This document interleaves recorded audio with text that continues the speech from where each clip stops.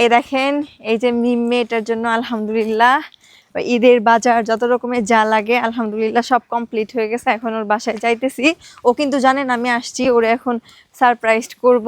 এই দেখেন বাসার পরিবেশ দেখলেই বুঝতে পারবেন, অথচ আমি আপনাদের জন্য কত কষ্ট করি, কত কষ্ট। একটা শেয়ার আপনারা করেন, একটা শেয়ার আসতে নামবেন, ব্যথা পড়ে যাবে না।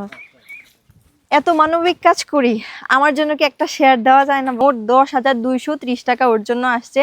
এখন হচ্ছে গিয়ে আমি ওর জন্য সব ঈদের মানে সব জামা কাপড় মানে লালে লাল করে নিয়ে আসছি। এখন আপনাদেরকে দেখাবো যে ওর জন্য কি কি নিয়ে আসছি। 1 বস্তা চাল, 5 কেজি মুড়ি, 3 কেজি তেল, 2 কেজি চিনি, এই যে 2 কেজি হুইল পাউডারের গুঁড়া, তারপরে শ্যাম্পু, হলুদ মরিচের গুঁড়া, তারপরে 2 কেজি ডাল, তারপর হচ্ছে সাবান নিয়ে আসছি, গোসলের সাবান। ওর পোশাকপাতি দেখলেই বুঝবেন যে হুইলের গুঁড়াটা কি জন্য নিয়ে আসছি। আর চুলের অবস্থা দেখেন, একটা হচ্ছে তেল নিয়ে আসছি। আবার এই যে মিমের হচ্ছে সবকিছু। মিম খুশি হয়েছো? জি। হ্যাঁ, দোয়া করে দাও যে আমাকে যারা যারা আমাকে দিছে আমি সবসময় আল্লাহর কাছে নামাজ পড়ে দোয়া করবো। আমাকে যারা যারা দিছে ঠাকুর আল্লাহ যে সুখীরা, আমি দোয়া করবো নামাজ পড়ি।